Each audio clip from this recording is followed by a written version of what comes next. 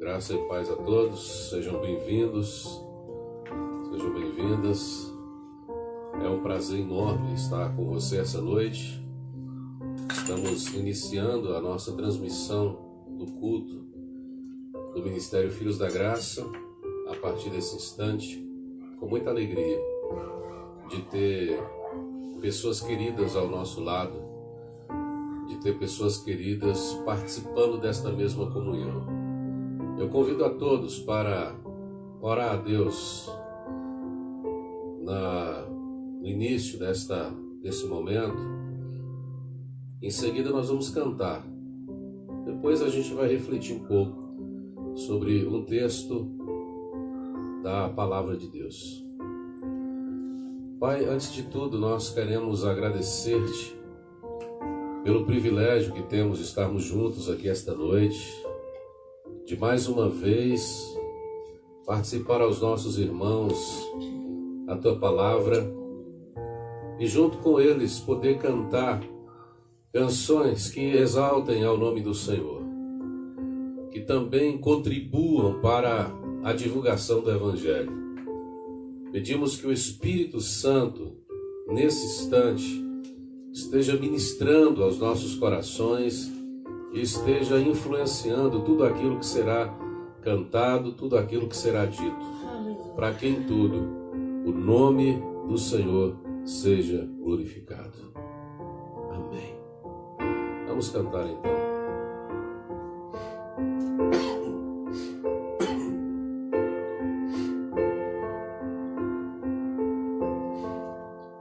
Rude cruz se erigiu, dela um dia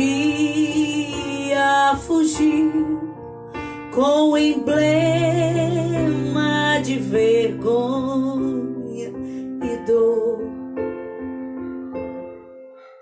Mas contemplo esta cruz, porque nela Jesus deu a vida por mim, pecador. Sim, eu amo a mensagem da cruz. Até morrer eu a vou proclamar. Levarei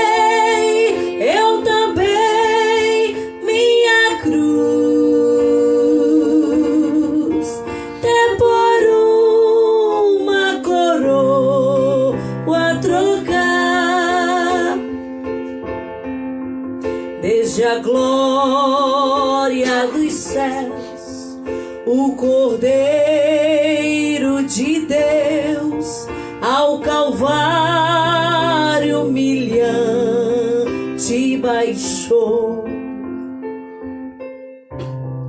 Esta cruz tem pra mim atrativo sem fim, porque nela Jesus me salvou.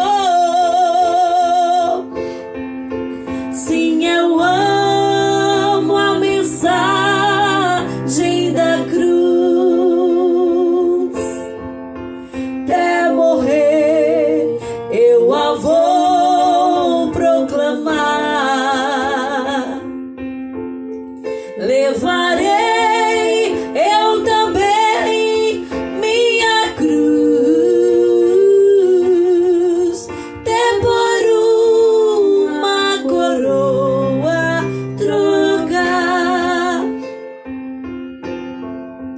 nessa cruz padeceu e por mim já morreu meu Jesus para dar-me o perdão. E eu me alegro na cruz, dela vem graça e luz para minha santificação.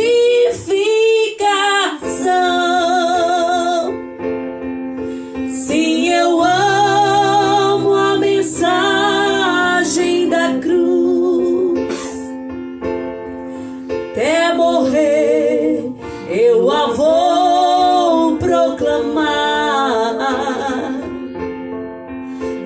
levarei eu também minha cruz, até por uma coroa trocar. Eu aqui com Jesus, a vergonha da cruz, quero sempre levar e sofrer. Cristo vem me buscar e com Ele no lar uma parte da glória hei de ter. Sim, eu amo a mensagem da cruz, até morrer eu a vou proclamar. Levarei eu também minha cruz, até por uma coroa trocar. Amém. Coisa bonita. Gente, nós queremos saudar aos demais irmãos, amigos que estão chegando, que chegaram há pouco. Gostaria de convidar você para pensar um pouco, para refletir um pouco o texto que está escrito no primeiro livro de Samuel, texto da Bíblia Sagrada. Primeiro livro de Samuel, também o primeiro capítulo. A nossa leitura começa a partir do versículo de número 4. 1 Samuel 1, a partir do 4º versículo, está escrito: No dia em que Eucana oferecia o seu sacrifício, dava ele porções deste a Penina, sua mulher, e a todos os seus filhos e filhas. A Ana, porém, dava porção dupla, porque ele a amava. Ainda mesmo que o Senhor a houvesse deixado estéril. A sua rival a provocava excessivamente para irritar, porquanto o Senhor lhe havia cerrado a madre. E assim o fazia ele de ano em ano. E todas as vezes que Ana subia à casa do Senhor, a outra a irritava, pelo que chorava e não comia. Então Eucana, seu marido, lhe disse: Ana, por que choras? Por que não comes? Por que estás de coração triste? Não te sou eu melhor do que 10 filhos? Após terem comido e bebido em Siló, estando ali o sacerdote assentado numa cadeira junto ao pilar do templo do Senhor, levantou-se Ana e com amargura de alma orou ao Senhor e chorou abundantemente. E chorou abundantemente. E fez um voto dizendo: Senhor dos exércitos, se benignamente atentares para a aflição da tua serva, e de mim te lembrares, e da tua serva não te esqueceres, e lhe deres um filho varão, ao Senhor o darei por todos os dias de sua vida, e sobre a sua cabeça não passará navalha. Somente até aqui o texto. Eu gostaria que você imaginasse que Ana, principal personagem da história que nós queremos abordar e pensar esta noite, é uma mulher vivendo em um determinado contexto. E que você também se imaginasse na condição desta mulher estando no contexto em que ela vivia.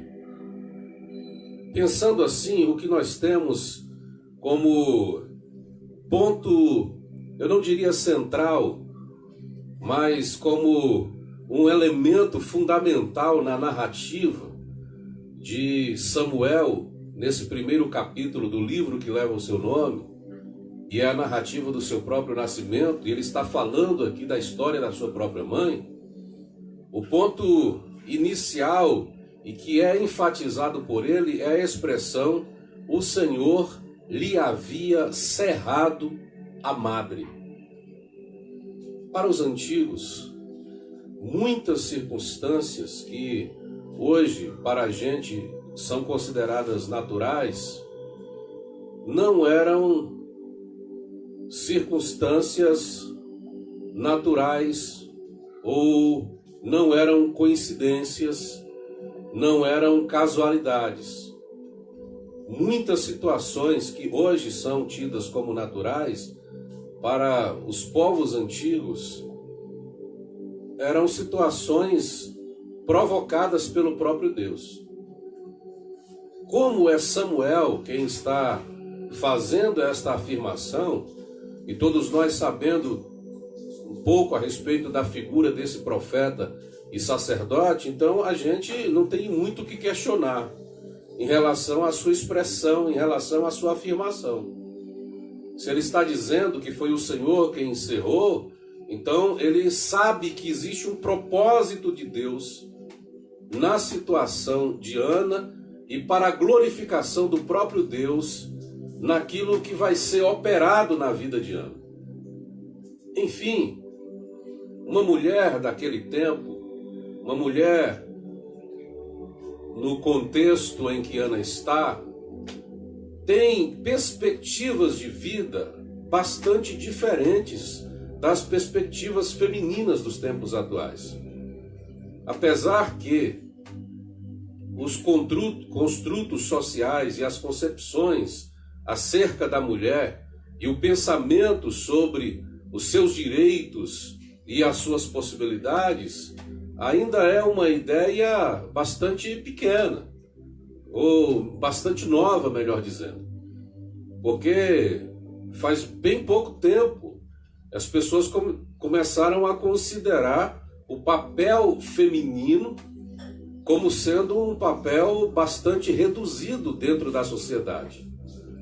E isso já vem desde esses tempos mais antigos, em que na configuração patriarcal de uma família, muitas vezes, e na maioria delas, a mulher era apenas uma propriedade masculina, uma propriedade do chefe da casa, cujo sonho maior que ela tinha, primeiro era de casar-se, com um elo muito forte do segundo, que é de ter filhos, de conceber e dar à luz. Então, para uma mulher que, como todas as demais membros de uma família, que desejava casar-se, também junto com esse primeiro sonho, vinha o sonho de dar à luz, de conceber, de poder dar frutos. Era esse o modo como as mulheres olhavam os seus próprios filhos. E você imagina que numa sociedade como aquela, uma mulher que primeiro ficasse sem casar, ou que casando não pudesse dar à luz aos seus próprios filhos, o tipo de preconceito que essas mulheres sofriam. Os olhares eram diferenciados para elas. Aqueles que tinham um olhar puramente fundamentado na religião, imaginavam que essas mulheres eram amaldiçoadas por Deus. A infertilidade era tido por muitas pessoas como sendo um gesto de maldição divina sobre essa pessoa. No mínimo, as demais mulheres dessa sociedade e que tiveram o privilégio da conceição, da concepção, olhavam para essa pessoa que não podia engravidar-se como uma mulher de ventre seco, Aí você percebe que nas escolhas das palavras, nos modos como essas mulheres eram intituladas, há muito preconceito, há muita discriminação. Isso significa que uma mulher, dentro desse contexto e vivendo uma situação como essa, é uma mulher infeliz. É uma mulher infeliz. E é por isso que essa noite nós queremos falar sobre a entre parênteses, felicidade de Ana. O texto que nós temos lido aqui deixa claro que nesta configuração familiar há um homem que é o chefe da família e há duas esposas. A primeira mulher que é citada por Samuel chama-se Ana. E ele diz que ela não pode dar à luz filhos. E ela teve a sua madre cerrada pelo próprio Senhor. A segunda mulher é Penina, que ao contrário da primeira, tem o privilégio de dar à luz a filhos e a filhas. Então ela é uma mulher dentro do olhar conceitual desta sociedade frutífera, próspera. Inclusive o nome Penina significa prosperidade. E eu não sei se a concepção veio daquele tempo ou depois, pelo fato de ela ter tido o privilégio de dar à luz a muitos filhos e o nome prosperidade acarretar exatamente na percepção ou no conceito de que uma mulher próspera é uma mulher que dá à luz muitos filhos.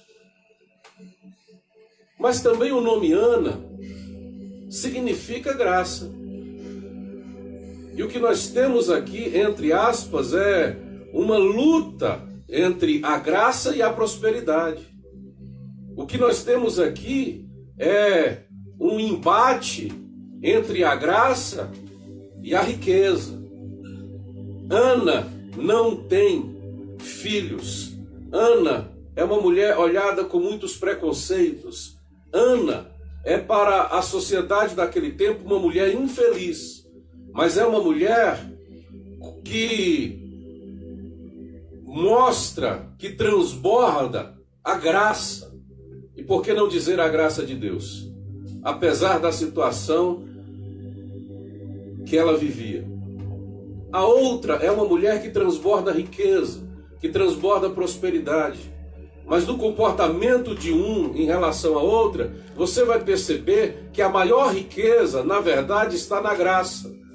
A maior riqueza não está na prosperidade, a maior riqueza está na graça de Deus, que está exatamente na vida de Ana. Por que esse homem tem duas esposas? Vejam bem, o povo de Israel nesse tempo ainda seguiam as tradições que, por exemplo, Abraão seguia. E Abraão, que veio dessa região da Mesopotâmia, onde o primeiro código civil foi escrito, que é o Código de Hammurabi, todos sabem disso. E Abraão seguia esse Código de Hammurabi, segundo o que a gente pode perceber na Bíblia Sagrada. Dentro desse código existem alguns elementos que coordenam, que dirigem as relações familiares, as relações de casamento. Nesse Código de Hammurabi, o homem ele só poderia casar-se com uma esposa apenas. O casamento no Código de Hammurabi é monogâmico, não há poligamia ali. No entanto, se a primeira esposa desse homem não lhe desse filhos durante um período de tempo, ele tinha o direito de casar-se com uma segunda mulher para que esta segunda lhe desse filhos. E é claro que na época não havia tecnologia para saber se o problema, entre aspas, era com o homem ou era com a mulher. Se a esterilidade partia do homem ou partia do organismo feminino. Então, o que se dizia? Provavelmente é a mulher. Então, ninguém considerava a opção de ser um homem estéril. Então, ao homem era dado o direito de casar-se com uma segunda pessoa para, no caso de ela ser estéril no casamento, a outra poder dar à luz a filhos para este marido.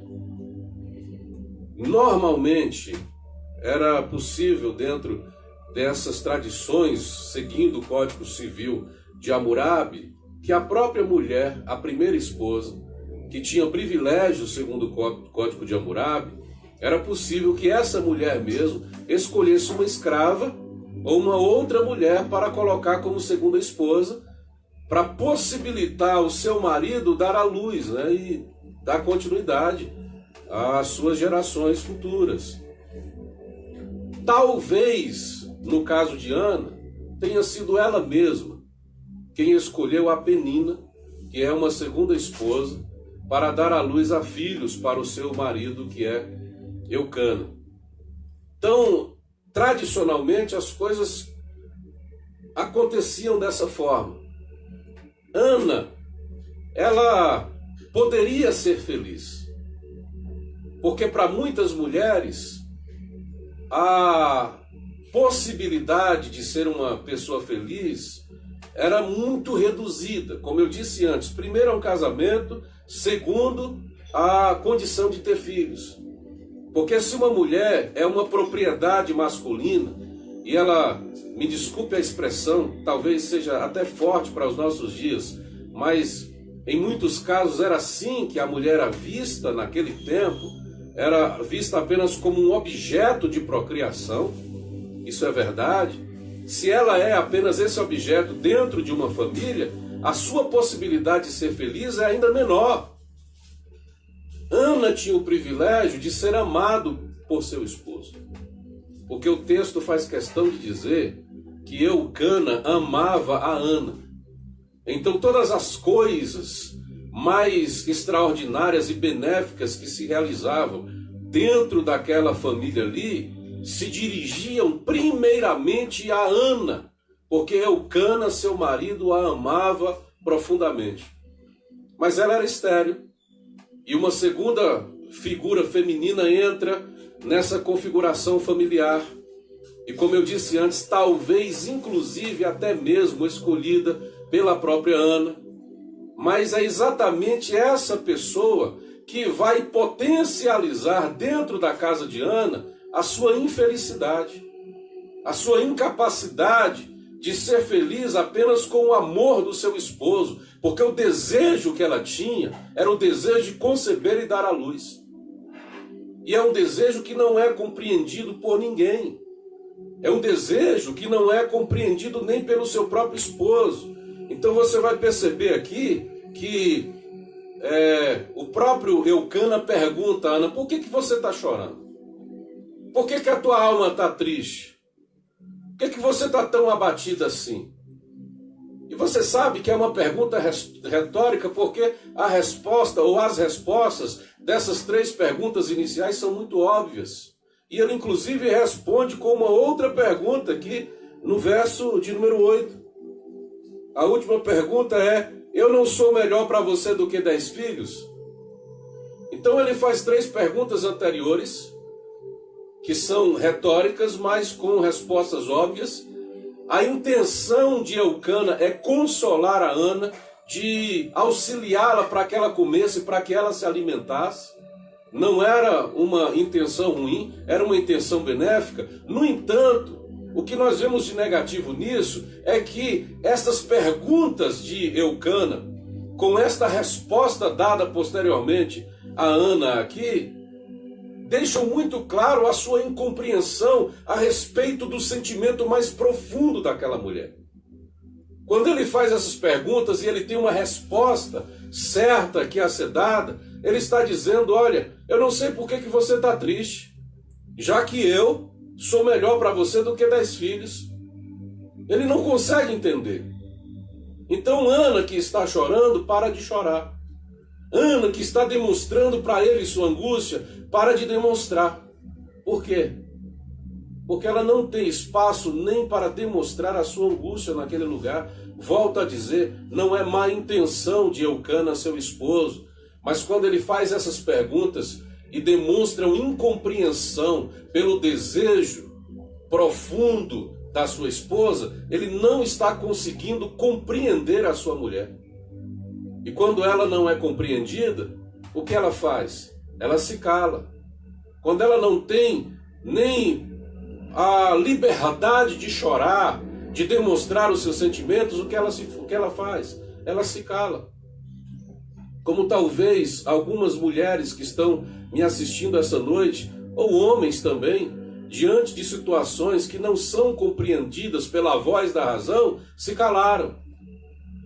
Porque a voz de Eucana é a voz da razão. É a voz que pergunta: por que você está chorando, sendo que é possível ter uma alegria em algo que é superior a isso que você está tendo como prioridade na sua vida, como importante na sua vida. Ele não entende o coração da sua esposa, como talvez você não tenha sido entendido por tantas pessoas que te cercam.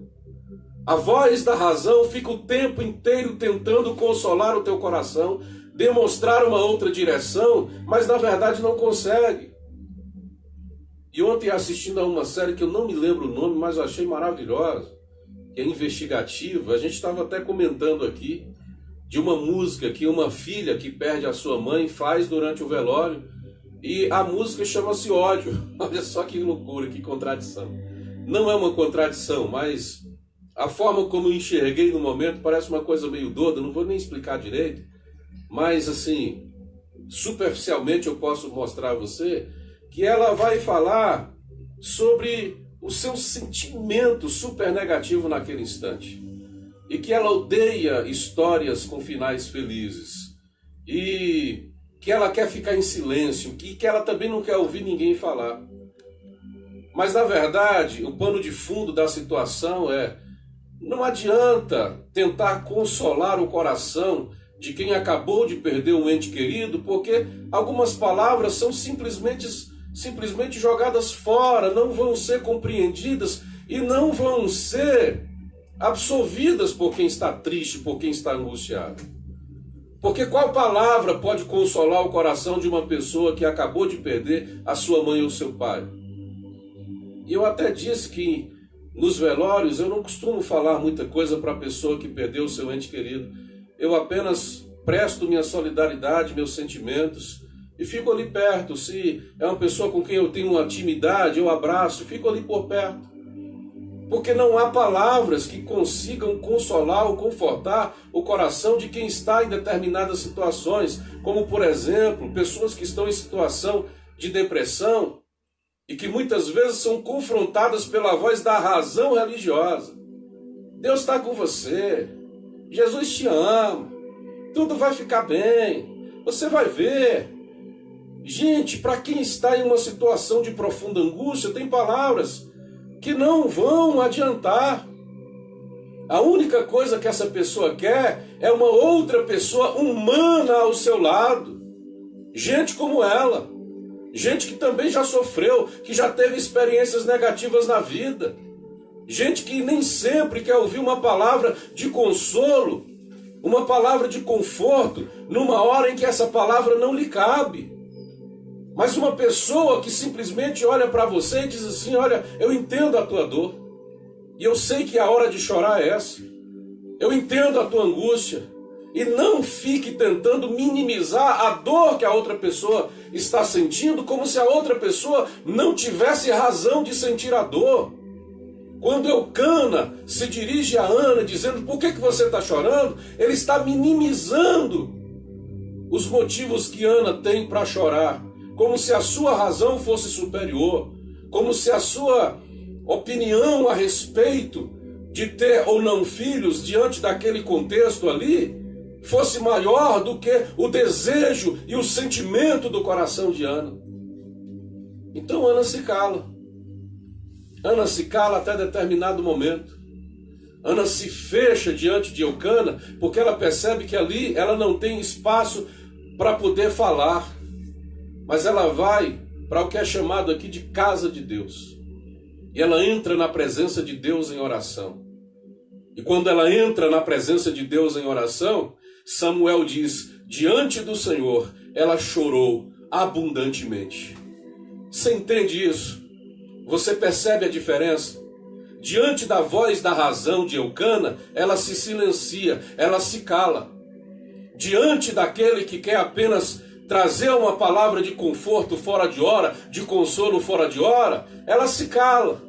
ela se comporta como se estivesse dando a Eucana razão, mas ela não abre o seu coração mais para Eucana. Ela não tem espaço diante de Eucana para abrir o seu coração. Mas quando ela chega na casa de Deus, Deus não a reprova. Deus permite que ela chore abundantemente, aí ela derrama o seu coração diante da presença de Deus, ela derrama a sua alma diante da presença de Deus, porque diante da presença de Deus não há limites para você dizer aquilo que o seu coração está sentindo, meu irmão, minha querida. Diante da presença de Deus não haverá reprovações. Diante da presença de Deus, a palavra de consolo entrará no tempo certo e no lugar devido. Diante da presença de Deus, você pode derramar a sua alma, e é isso que depois Ana vai dizer ao sumo sacerdote. Porque quando ela está orando ali, ele pensa que ela está bêbada, e o sumo sacerdote a reprova. E ela diz: eu não estou bêbada, eu estou apenas derramando a minha alma perante o Senhor. Eu estou apenas derramando a minha alma perante o Senhor. Quando ela usa a expressão derramar, ela está falando, eu estou colocando para fora, não em gotículas, não em partes ou compartimentos, não em pedaços pequenos. Eu estou colocando para fora tudo que o meu coração está sentindo. Quando ela diz que está derramando a alma, ela já tem consciência que a alma é a sede dos sentimentos.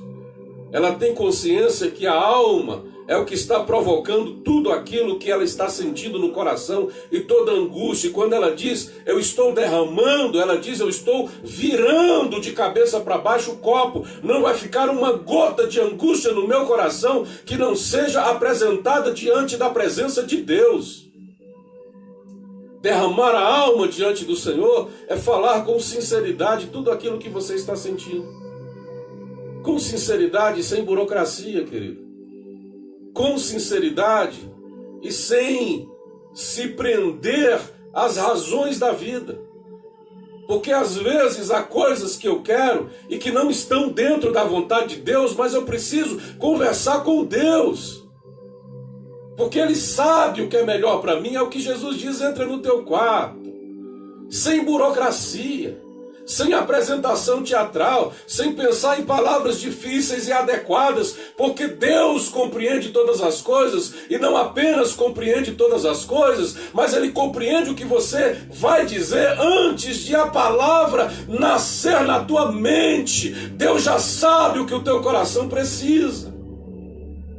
Então você não precisa ficar preocupado com o português, entre aspas, correto, com as palavras que melhores vão caber dentro daquele vocabulário. Você não precisa se preocupar com nada. Preocupe-se apenas em derramar a sua alma diante de Deus.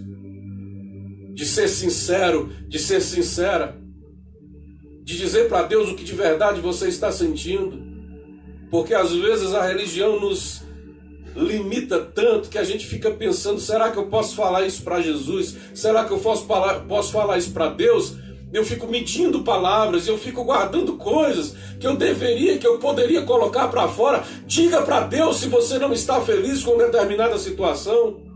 Não em tom de cobrança, mas em tom de desabafo. Diga para Ele, Senhor, é isso que a minha alma está sentindo. Se eu tiver errado, o Senhor me perdoe. Mas eu não estou feliz com essa situação.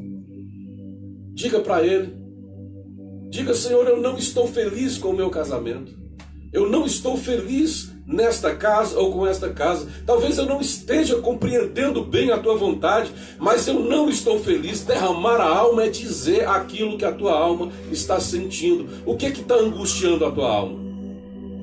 O que está causando essa tristeza para você? Mesmo que você não tenha a razão, mesmo que você seja reprovado pelos eucanas da vida, que estão dizendo que você está chorando à toa, mesmo que você seja talvez repreendido pelo mal que é nosso, eu estou falando agora a mulheres, nosso masculino, né, que é o mal da razão. Quando a mulher diz, eu estou com dor de cabeça, ele diz, tem remédio? Tem. E por que você não tomou ainda? É natural do homem fazer isso. E às vezes ele não sabe que a única coisa que essa mulher quer é conversar com ele. É contar não a dor de cabeça, mas outras dores que talvez estejam angustiando a sua alma. Mas quando ela percebe que não tem espaço na sua casa, o que ela faz? Ela se cala. E quando ela se cala, a angústia aumenta ainda mais. Não seja, marido, um Eucana na vida da sua mulher, no sentido de repreendê-lo. Talvez você seja até um benfeitor e você dê a ela as partes mais excelentes, como Eucana fazia. Mas tem uma outra coisa que a mulher precisa também, que é um ouvido que esteja aberto a ouvir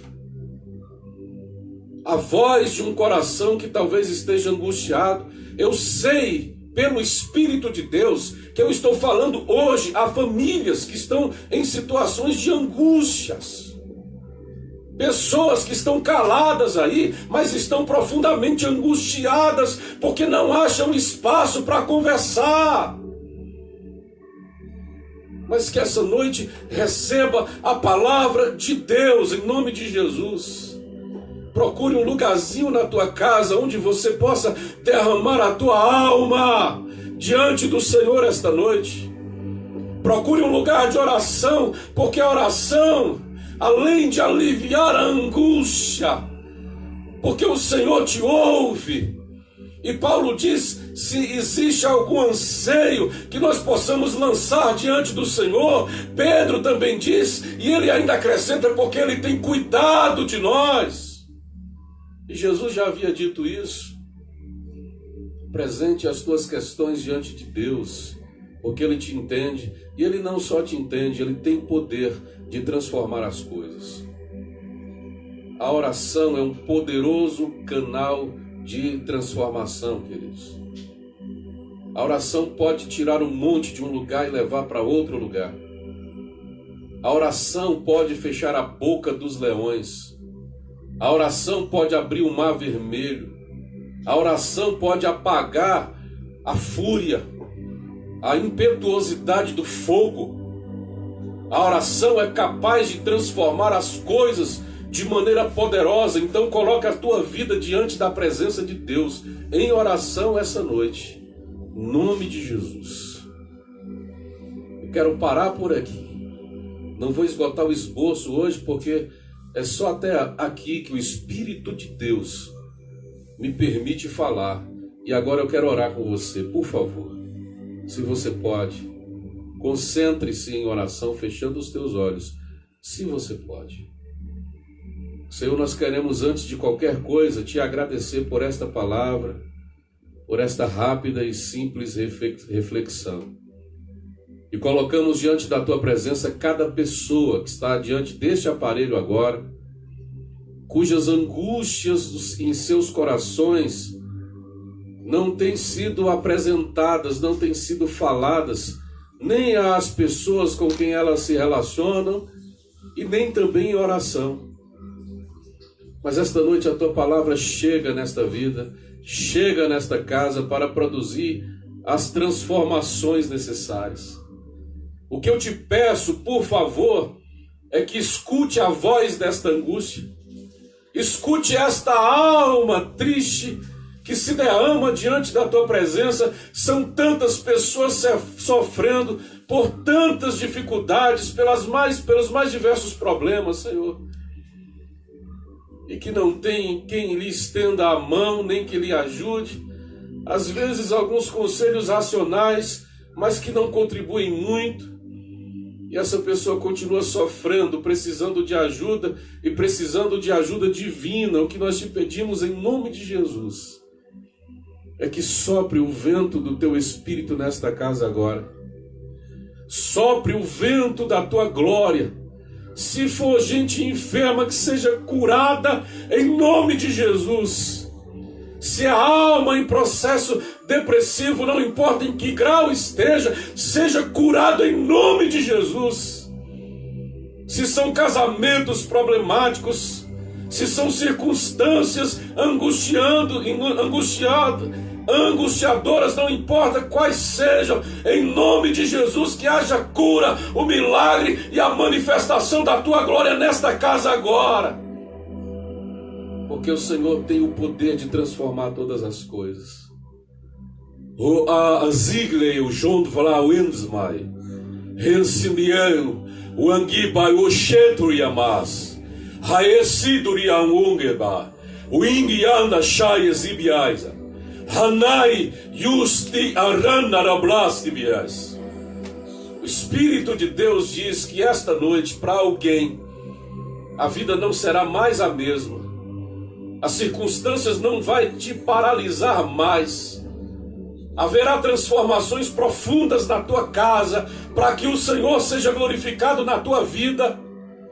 Porque assim como aconteceu com Ana, que ela não podia dar à luz, porque segundo Samuel, o Senhor cerrou a sua madre.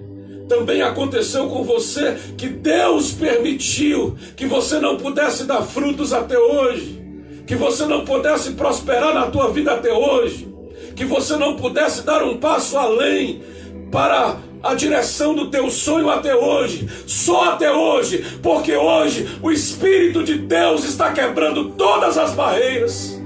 Aramai shurabalabas yuramalachandarabas Wikandaralacheira Handarabashabaras Yuralabasuribiandalabas Shandaralaesarala Wikaramaye Sandaralabas Oh Shandarabasinia Yikandarai Sorablaias Wisharamaye Nasanabalas. Ouça a palavra do Senhor. Ouça a palavra do Senhor, porque esta noite é uma noite de mudanças profundas na tua vida.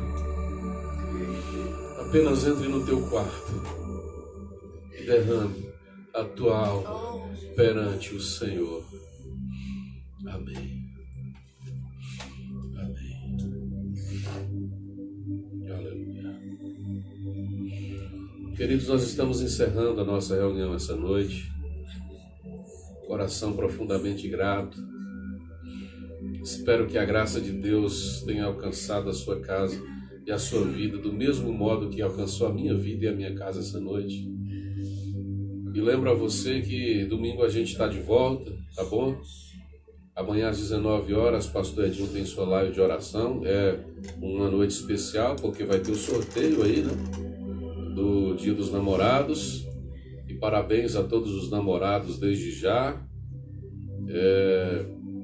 Domingo pela manhã, às 10 horas, pastor Wagner vai trazer a escola bíblica dominical. E a gente volta às 19 horas de domingo, trazendo a transmissão da nossa reunião, do nosso culto, tá?